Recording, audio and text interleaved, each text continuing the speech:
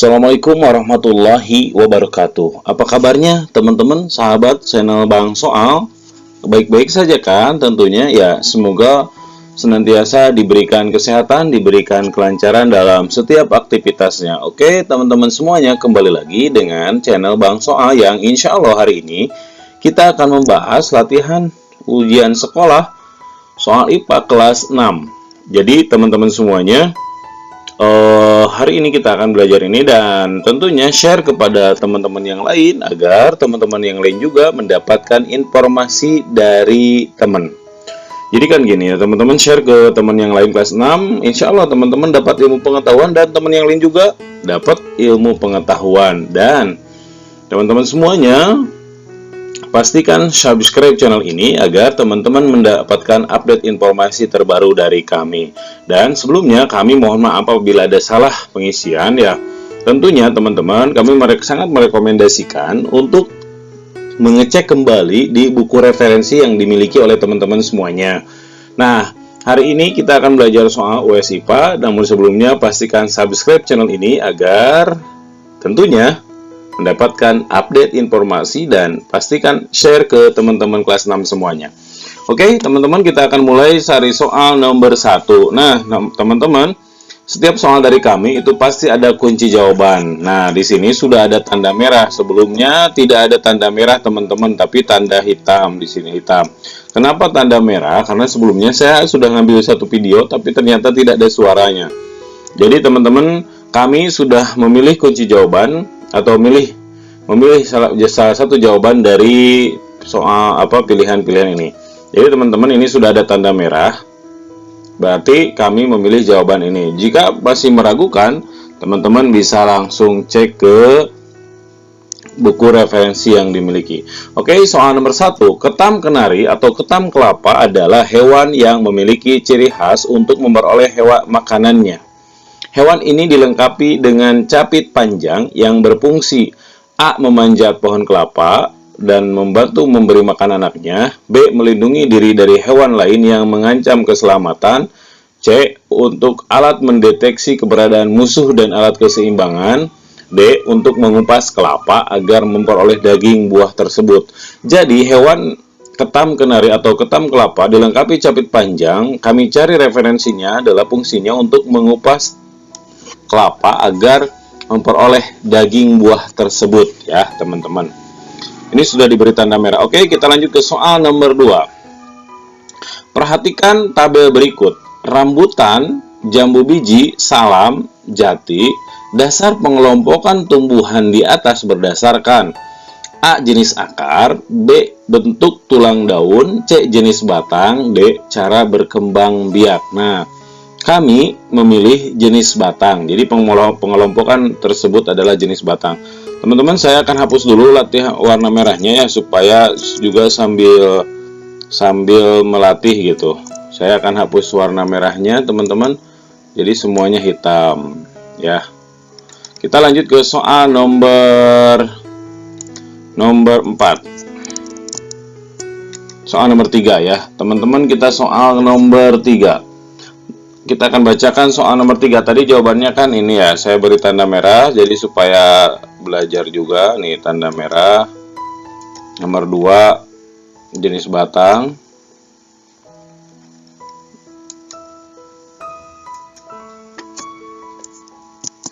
Kita lanjut ke soal nomor 3. Teman-teman semuanya, nomor 3. Ular dapat dimanfaatkan oleh petani. Salah satu cara yang benar dalam pemanfaatan hewan tersebut adalah A. Selalu menggunakan tas dan sabuk. Nih, cara pemanfaatan yang benar hewan ular. B. Menjaga keberadaan populasi ular untuk membantu dalam membasmi tikus. C. Mengambil bagian kulitnya untuk bahan-bahan obat tradisional. D. Membuat penangkaran ular di tempat khusus sehingga keberadaan ular di sawah habis.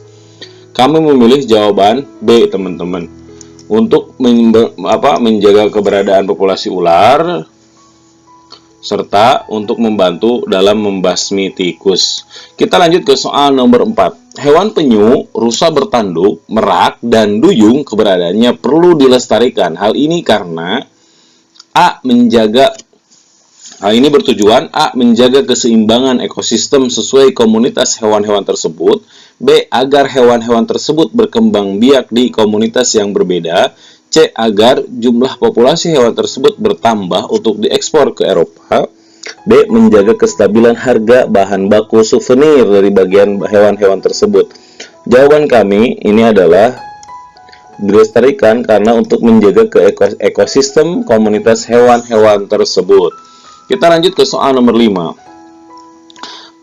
Di sini ada kalajengking dan bunga ya. Kedua makhluk tersebut berkembang biak dengan cara, nih coba dilihat A, yang P-nya itu kan kalajengking, ini ada bunga. A, P bertelur dan Q umbi bakar, bukan tentunya. Kemudian ada bunga. B, P beranak dan Q akar tinggal. C. P bertelur dan Q stek batang. D. P beranak dan Q dicangkok. Teman-teman semuanya, jawaban nomor 5 kami memilih yang mana? Ayo, kami memilih jawabannya C ya, stek batang. Jadi bunga bisa dengan cara stek batang. Lanjut ke soal nomor 6. Di sini ada daur hidup ya. Daur hidup kedua jenis hewan sesuai gambar di atas. Yang paling benar adalah, coba dibaca ya teman-teman. Ada A, B, C, dan D. Di sini coba. Kan yang ini adalah nyamuk. Di sini ada kupu-kupu. Nah, teman-teman, nomor 6 ini kami memilih jawaban A ya, teman-teman. Jadi di sini ada telur, terus jentik, ada pupa, nyamuk muda, nyamuk dewasa.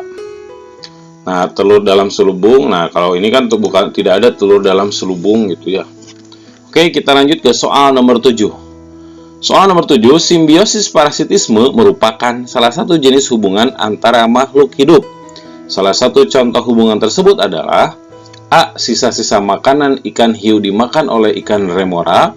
B. Burung jalak yang memakan kutu di punggung kerbau. C. Anggrek dan paku sarang menempel pada pohon lain. D. Jenis cacing perut yang ada dalam lambung manusia. Simbiosis parasitisme itu sebagaimana dalam buku referensi diantaranya adalah contoh cacing. Maka kami memilih jenis cacing perut yang ada dalam lambung manusia. Nah, di sini kita akan lanjut ke soal nomor 8. Perhatikan skema rantai makanan berikut. Nah, teman-teman, ada peran komponen ekosistem dalam rantai makanan sesuai gambar di atas adalah, di sini kan ada rumput, ada belalang, ada katak, ada ular, ada elang, dan jamur.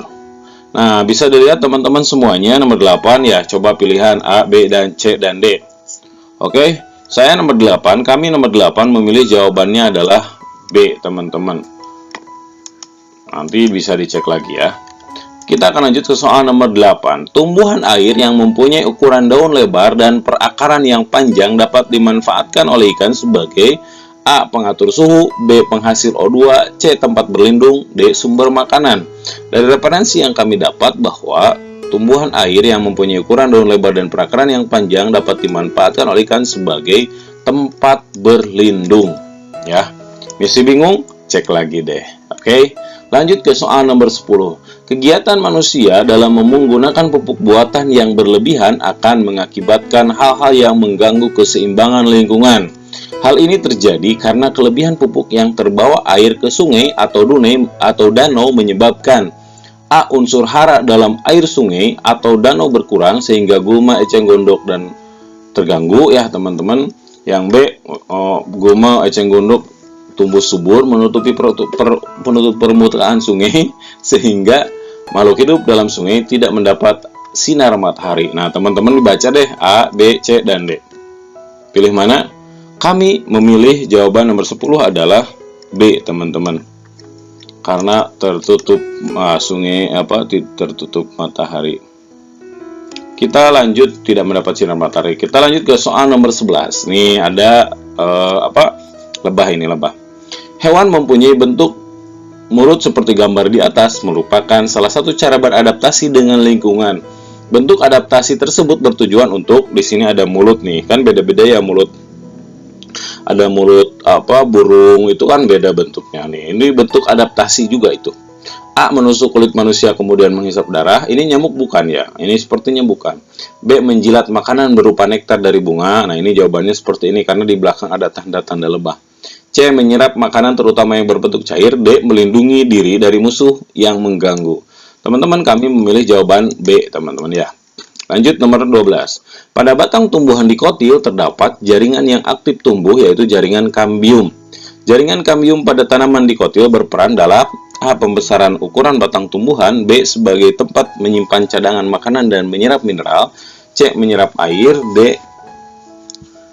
Sebagai tempat terjadinya proses asimilasi, oksidasi, dan fotosintesis. Teman-teman semuanya, kami memilih jawaban A ya untuk soal nomor ini, jaringan kambium. Kita lanjut ke soal nomor 13. Di sini ada gambar telinga, teman-teman semuanya. Kita akan bacakan soalnya. Bagian pada gambar yang bertanda X berfungsi untuk A. Menerima rangsang bunyi dan meneruskan ke bagian yang lebih dalam. B. Menangkap getaran suara dan memperbesar getaran suara. C. Melembabkan udara dan mengubah getaran bunyi menjadi signal-signal. D. Mengubah impuls dan diteruskan ke otak. Jawaban nomor 13, kami memilih D, teman-teman. Ya, ini yang ditandai ini panah. Lanjut ke soal nomor 14. Proses pernapasan yang terjadi pada alat indera yang terdapat pada rongga hidung. Nih rongga hidung. Fungsinya untuk apa? Dalam proses pernapasan. A. Pengikatan oksigen dan pelepasan karbon dioksida. B. Menyaring udara yang kotor yang masuk rongga hidung oleh rambut hidung. C. Menerima rangsang bau. D. Menghasilkan lendir untuk membunuh bibit penyakit yang masuk bersama udara. Teman-teman, kami memilih jawaban nomor 14 itu adalah B. Lanjut ke soal nomor 14. Nomor 15, teman-teman.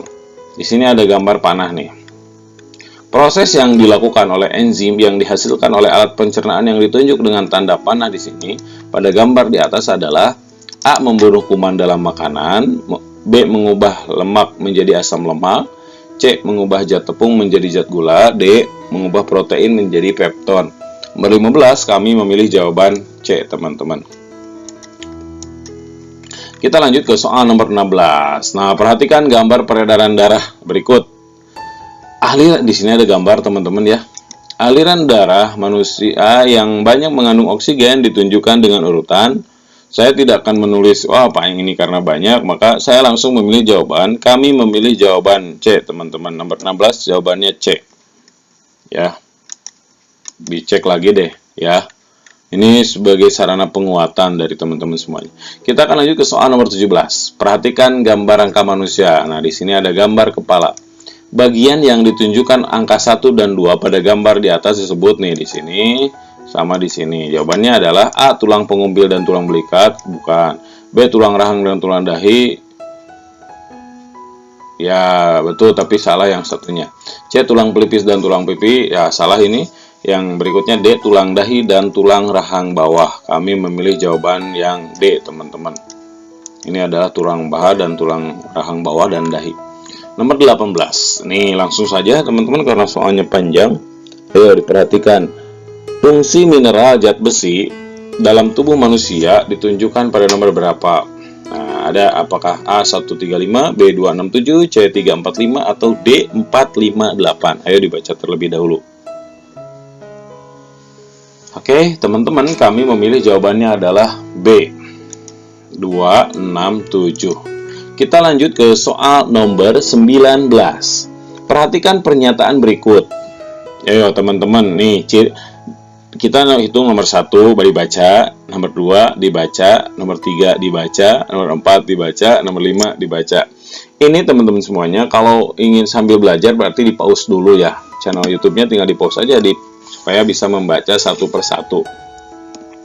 Nah, dari pernyataan di atas nih, dari 1 sampai 5, yang merupakan ciri-ciri perkembangan fisik pada manusia ditunjukkan pada nomor ini, perkembangan fisik ya. Karena nanti ada psikis ya, terkait mental. Maka jawabannya adalah A 2 dan 4, B 3 dan 4, C 4 dan 5, D 5 dan 1. Nomor 19, kami memilih jawaban 2 dan 4. Ini penglihatan fisik dan menstruasi juga fisik. Oke, nomor 20. Penyakit anemia merupakan penyakit yang tidak menular. Namun demikian, perlu ada upaya pencegahannya. Nah, teman-teman semuanya, penyakit anemia itu disebabkan ada kekurangan, diantaranya kekurangan zat besi. Maka pencegahannya ya tentunya adalah, saya langsung saja, kami memilih jawabannya adalah A, teman-teman. Jadi kalau vitamin C beda, konsumsi kolesterol beda lagi ya. Lanjut ke soal nomor 21. Perhatikan beberapa kegiatan berikut ini. Nih ada yang nomor 1, menjemur baju basah. Yang kedua, membuat agar-agar. Yang ketiga, meneteskan ujung lilin yang menyala. Pada kegiatan di atas, jenis perubahan wujud yang tepat secara berurutan adalah A. Menguap, membeku, meleleh. B. Mencair, membeku, meleleh. C. Menguap, mencair, menyublim. D. Menyublim, menguap, mencair. Di sini kalau kita lihat, menjemur baju basah ya menguap. Meneteskan ujung lilin yang menyala berarti meleleh. Kami memilih jawabannya adalah A. Kita lanjut ke soal nomor 22. Kabel listrik merupakan bagian penting dalam rangkaian listrik, ya tentunya pasti.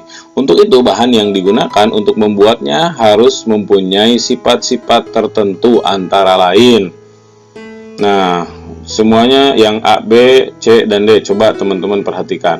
A. Keras, kuat, tahan panas, serta dapat menghantarkan. B. Lentur, kuat, panas, sama nomor yang A. C. Elastis, tidak tahan panas. Wah, kalau repot deh. Keras, kuat, tetap tidak tahan panas. Pilihannya yang kemungkinan adalah jawabannya A atau B. Maka kami memilih A, teman-teman.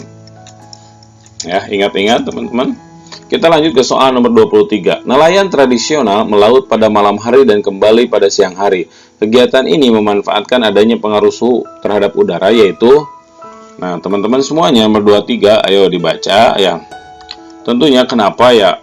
Kan melautnya malam hari, karena pada siang hari suhu udara di darat lebih tinggi daripada di laut, sehingga angin bertiup dari laut ke darat. Jawabannya adalah C, teman-teman.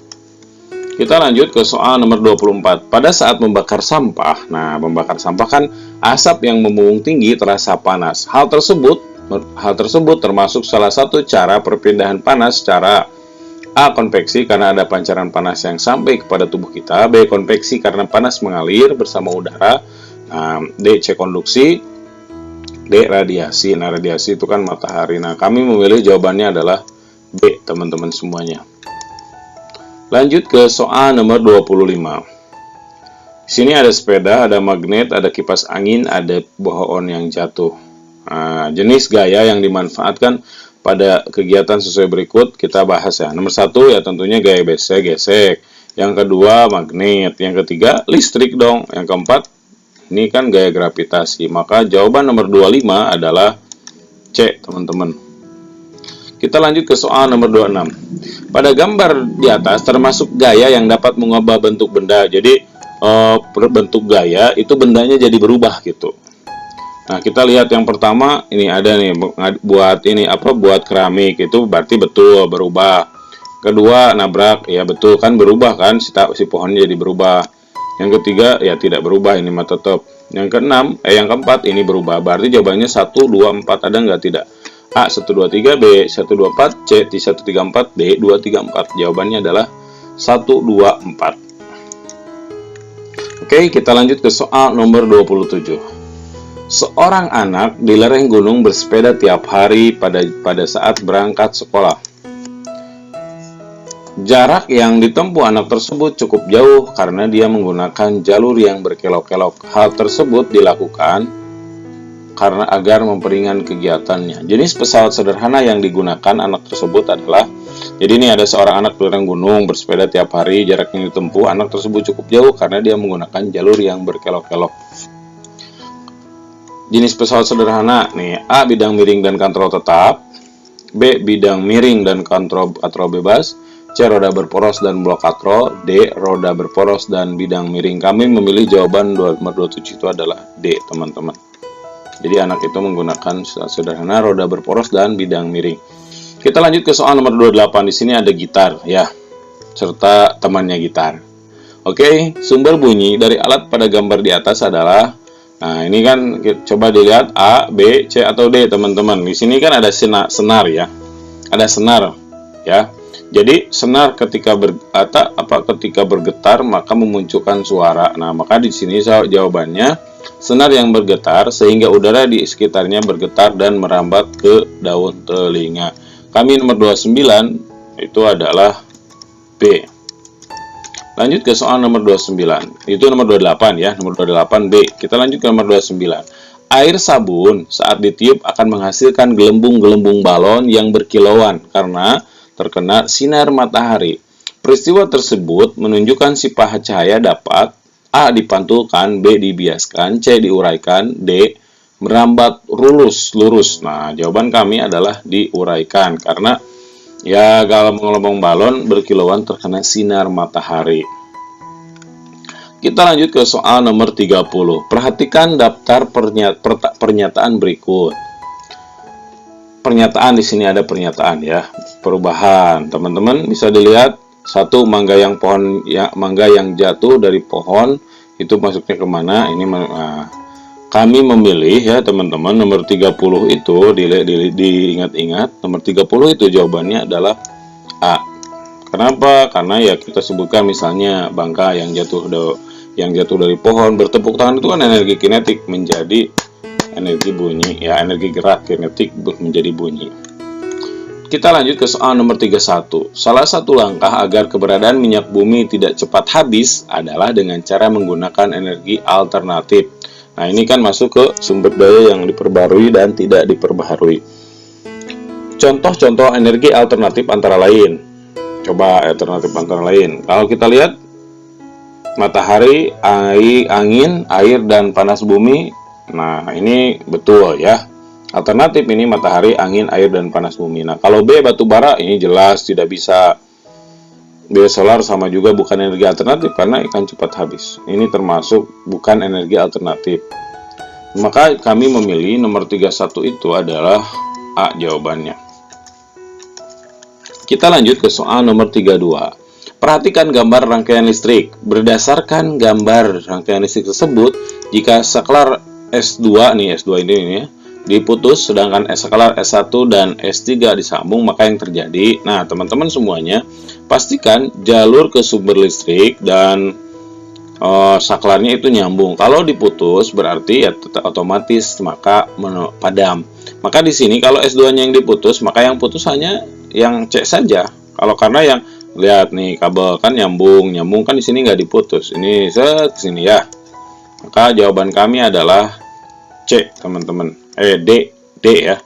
D, teman-teman. Lanjut ke soal nomor 33. Ayo, di sini banyak mengandung unsur hara. Perhatikan pernyataan berikut. 1. Banyak mengandung unsur hara, warnanya lebih gelap, berasal dari Gunung Merapi, dan dibaca sampai nomor 5 ya. Pernyataan di atas merupakan ciri-ciri A. Tanah humus, B. Tanah laterit, C. Tanah vulkanik, D. Tanah liat. Kami memilih jawaban tanah vulkanik karena ya tentunya jelas ada kata gunung berapi. Kita lanjut ke soal nomor 34. Hutan merupakan salah satu sumber daya yang dapat dimanfaatkan manusia untuk memenuhi kebutuhan. Salah satu pemanfaatan sumber daya alam tersebut adalah hutan, teman-teman. A. Sebagai bahan bakar, ya ini enggak. B. Sebagai bahan baku kertas. Nah, ini jawabannya teman-teman. Saya tidak akan membacakan nomor C karena bahan pokok, bahan pengawet. Ya, saya mengambil ini sumber dayanya. Terus yang berikutnya, upaya untuk melestarikan kesuburan dan tingkat kegemburan tanah sebagai lahan pertanian, maka para petani sebaiknya melakukan. Coba nomor 35 jawabannya apa?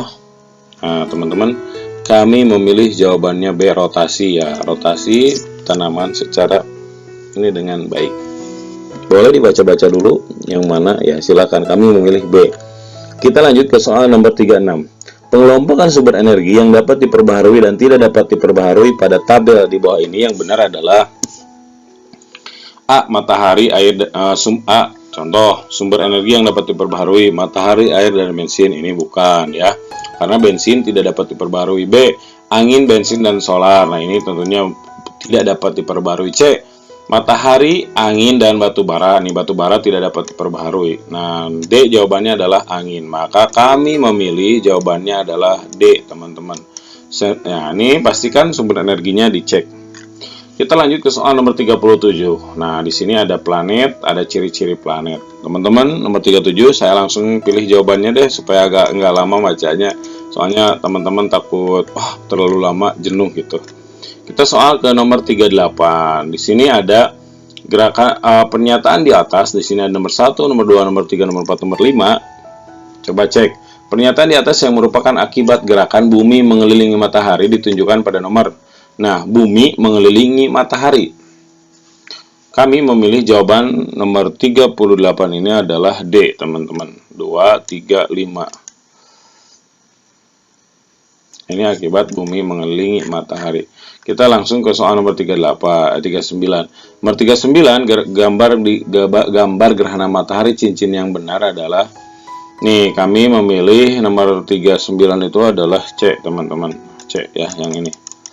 Lanjut ke soal nomor 40. Dasar perhitungan tahun Masehi dan tahun Hijriah mempunyai perbedaan.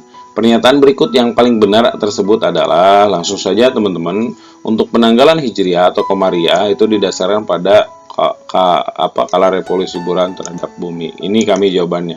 Dan teman-teman di sini sudah ada kunci jawaban ya. Maka pastikan teman-teman latihan terus, share apabila ada teman-teman yang membutuhkan, dan subscribe tentunya.